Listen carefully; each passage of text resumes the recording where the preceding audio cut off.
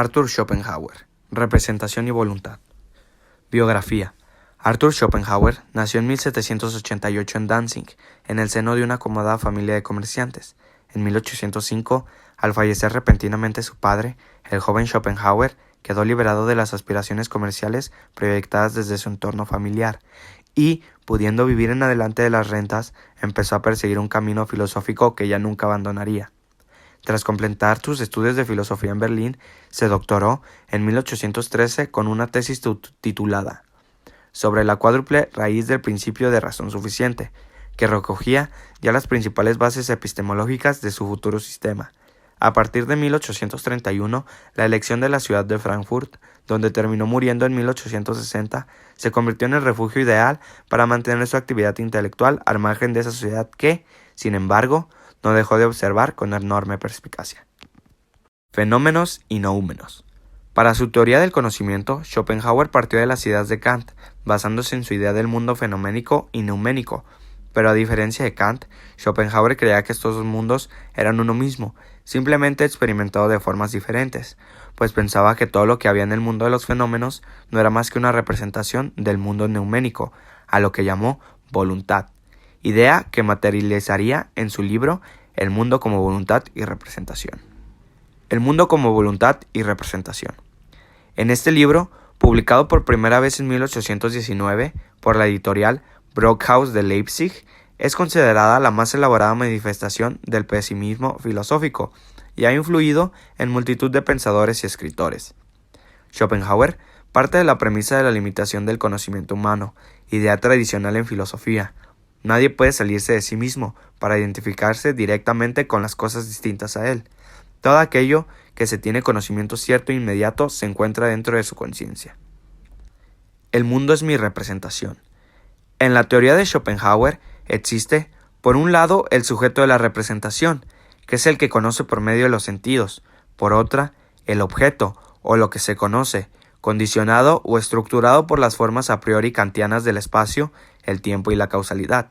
El objeto, los seres naturales, orgánicos e inorgánicos, sin embargo, y esto es lo que es importante, carecen de existencia real fuera de la representación.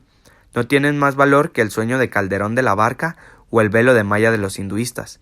Lo que posee existencia verdadera es la cosa en sí, que para Schopenhauer viene expresada en el término voluntad. El mundo como voluntad. La cosa en sí de Kant, la realidad última de las cosas, está representada para Schopenhauer por un principio metafísico general que gobierna el universo, una fuerza omnímoda que Schopenhauer denomina voluntad o voluntad de vivir, y que no debe interpretarse en el sentido corriente del término más que metafóricamente. Nuestra voluntad, deseo o pulsión, no es más que una proyección insignificante de esa voluntad con mayúscula, de la cual la representación es mero fenómeno u apariencia. La voluntad no se encuentra sujeta a las formas del fenómeno, es decir, la causalidad, el espacio y el tiempo. Tampoco, por tanto, al principio individuationis, es decir, que no se objetiva en los seres individuales. En consecuencia, dichos individuos no tienen existencia real como tales, sino en la suma de los mismos. La voluntad integra toda la naturaleza y el universo con la totalidad de entidades y seres que contiene. La voluntad, así, es una fuerza que obra sin motivo, irracionalmente, es como el motor ciego de la historia.